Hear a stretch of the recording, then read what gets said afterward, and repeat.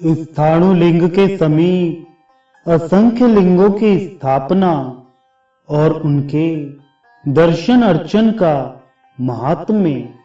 सनत कुमार ने कहा, द्विजोत्तम, स्थाणु वट की उत्तर दिशा में शुक्र तीर्थ और स्थाणु वट की पूर्व दिशा में सोम तीर्थ कहा गया है।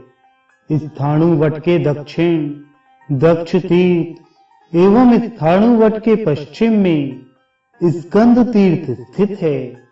इन परम पावन तीर्थों के बीच में स्थाणु नाम का तीर्थ है।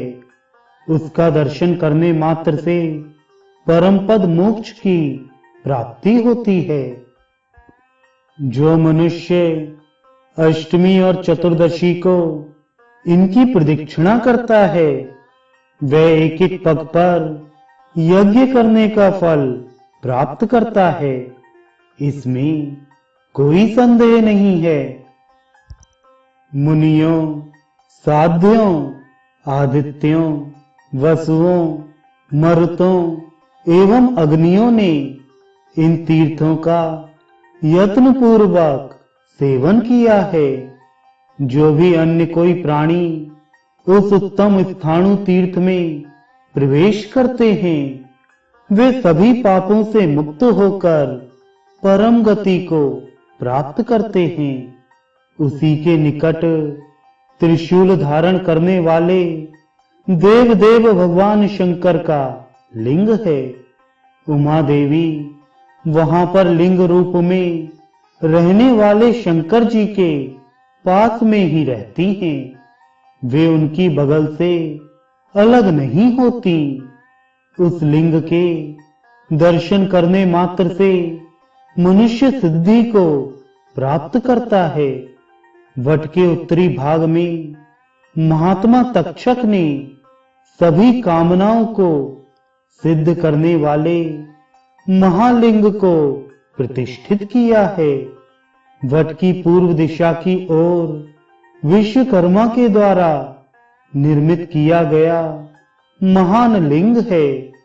पश्चिम की ओर रहने वाले लिंग का दर्शन कर मानव को सिद्धि प्राप्त होती है। वहीं पर देवी सरस्वती लिंग रूप से स्थित हैं।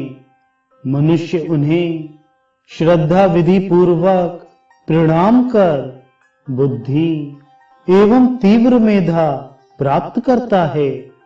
वट की बगल में ब्रह्मा के द्वारा प्रतिष्ठापित वटेश्वर लिंग का दर्शन करके मनुष्य परम पद को प्राप्त करता है। तत्पश्चात जिसने स्थाणु वट का दर्शन और प्रदक्षिणा कर ली, उसकी वह मानो सातों द्वीप वाली पृथ्वी की हुई प्रदक्षिणा हो जाती है। स्थाणु की पश्चिम दिशा की ओर नकुलीश नाम के गण स्थित हैं। विधि पूर्वक उनकी पूजा करने वाला मनुष्य सभी प्रकार के पापों से छूट जाता है। उनकी दक्षिण दिशा में रुद्रकर, कुमारेश्वर, हस्तपादेश्वर तीर्थ की कथा तथा महिमा। सनत कुमार जी कहते हैं, जिसने रुद्रकर तीर्थ में स्नान कर लिया, मानो उसने सभी तीर्थों में स्नान कर लिया। उसकी उत्तर दिशा की ओर महात्मा रावण ने गोकर्ण नाम का प्रसिद्ध महालिंग स्थापित किया है। आषाढ़ मास के कृष्ण पक्ष की चतुर्दशी तिथि में जो गोकर्ण की अर्चना करता है, उसके पुण्य फल को सुनो। यदि किसी ने अपनी इच्छा या अनिच्छा से भी पाप संचय कर लिया है, तो वह भगवान शंकर की पूजा करके पवित्र हो जाता है और वह संचित पाप से छूट जाता है। जो अष्टमी तिथि में शिव का पूजन करता है, उसे कौमार अवस्था में ब्रह्मचर्य पालन से जो फल प्राप्त होता है, वह संपूर्ण पुण्य फल उसे प्राप्त होता है। यदि मनुष्य उत्तम सौंदर्य, सौभाग्य या धन संपत्ति चाहता है तो उसे कुमारेश्वर की आराधना करनी चाहिए, क्योंकि कुमारेश्वर के महात्म्य से उसे निसंदेह उन सब की सिद्धि प्राप्त होती है। कुमारेश्वर के उत्तर भाग में विभीषण ने शिवलिंग को स्थापित कर उसकी पूजा की, जिससे वे अजर और अमर हो गए।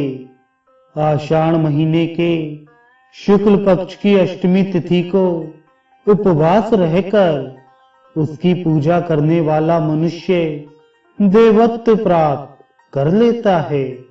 द्विजोत्तम खर ने वहां पर लिंग की पूजा की थी।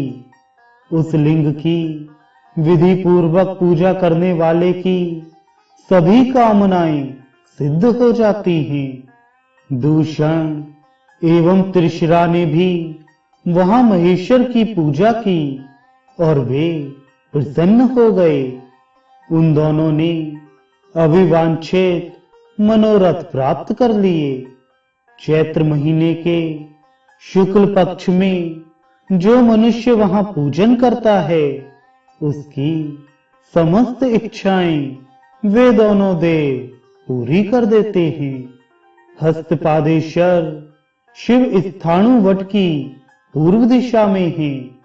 उनका दर्शन करके मनुष्य अन्य जन्मों में बने पापों से छूट जाता है।